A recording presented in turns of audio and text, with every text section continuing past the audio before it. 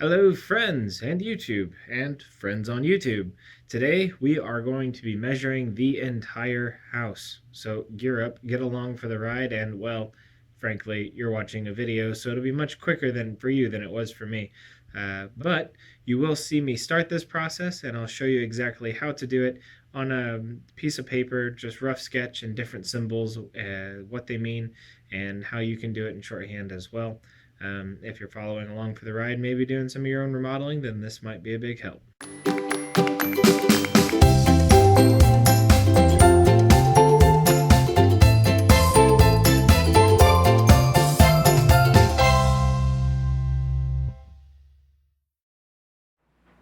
Alright, so of course when you're designing something, you can't design anything unless you know the measurements. You gotta get what we come to call the dimensions. It's just another word for measurements.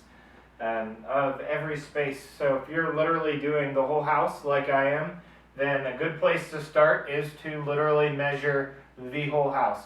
That along with the pictures and videos that we just talked about are going to be a lifesaver if you're designing this outside of the house, like meaning if you're still at your old apartment, still at your old house or whatever, or you're just trying to design at home, you'll have to have all of this information in order to be able to do that effectively outside of being on site. So if you're not sleeping here, it's a good idea to do that. So what you'll need to do is to sketch out the place. It doesn't have to look the best. It can just be a pretty easy thing. Let me see if I can get it to focus on this here.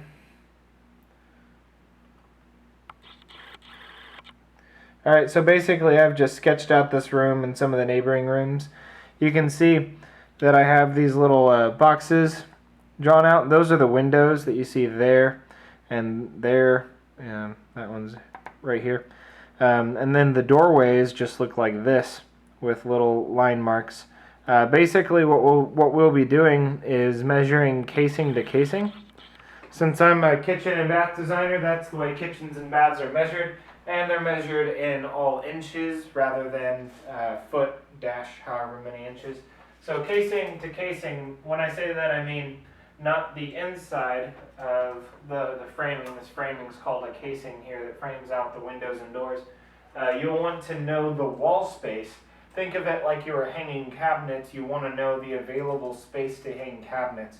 Also, I like measuring this way just because it keeps you away from the doorway, right? So if you ever did go back and put up casings, you would have enough room in the design in order to account for that. So you'd start off by measuring wall to the edge of the casing, which I have right here where my thumb's at. It's 4.5 inches. And then you would measure outside of casing to outside of casing, which is 38 7/8. And then again, you move along the wall and measure outside of that casing to the outside of the next casing. And you can do the entire room like that. I'll come back to you when it's about done. Okay, so I got another thing. Make sure you get your ceiling height, which I measured to be 91 1/4 there. Just put it in a circle. If it's like a bedroom like this, I wouldn't worry about being super accurate. But if it was a kitchen or a bathroom, sometimes those cabinets go from floor to ceiling. If you're doing a particular feature point, you might get the same scenario. So if you foresee that, I would check more than one spot, maybe 3 different spots across the room to make sure that the ceiling isn't sloping. But another thing I'll mention is this little guy here. See if I can get it in focus. Right there. That is just an architectural sign for an outlet. It just basically looks like a circle with 2 lines going through it, just like a duplex outlet would look like. So that's what an outlet symbol looks like. And then there's this other one, like this guy here.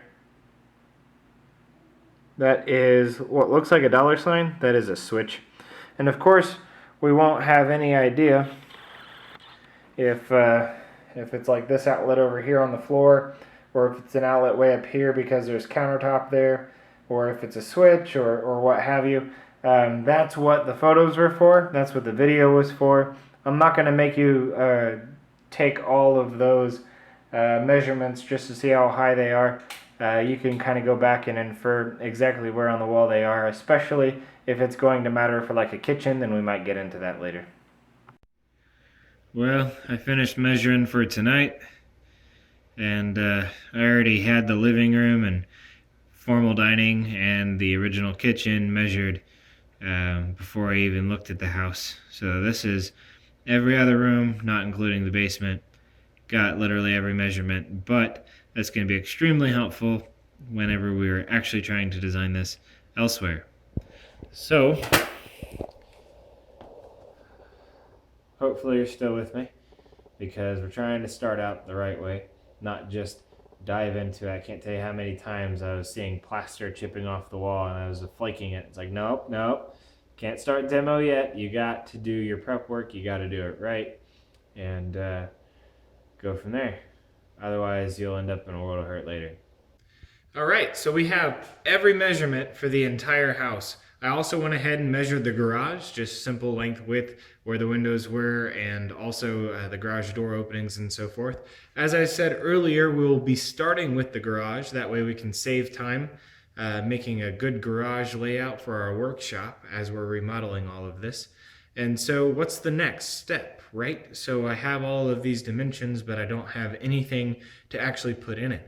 Well, this is what we're going to have to do now. We're going to also have to measure those things that we want to put in it or potentially could put in it. So I have a number of things in the basement here that the last owner actually left behind, and I'm going to see if I can't get it to fit in the garage just to save money, more as a temporary solution. We can always replace it later, and then kind of minimize exactly what I have to buy, because the garage doesn't have to be pretty, at least for now. Maybe later we'll make it pretty.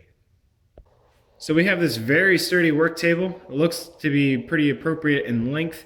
Doesn't look like we could do a whole lot on top of it since there's cracks and it's not very smooth. So it's definitely not a drafting table or a drawing table.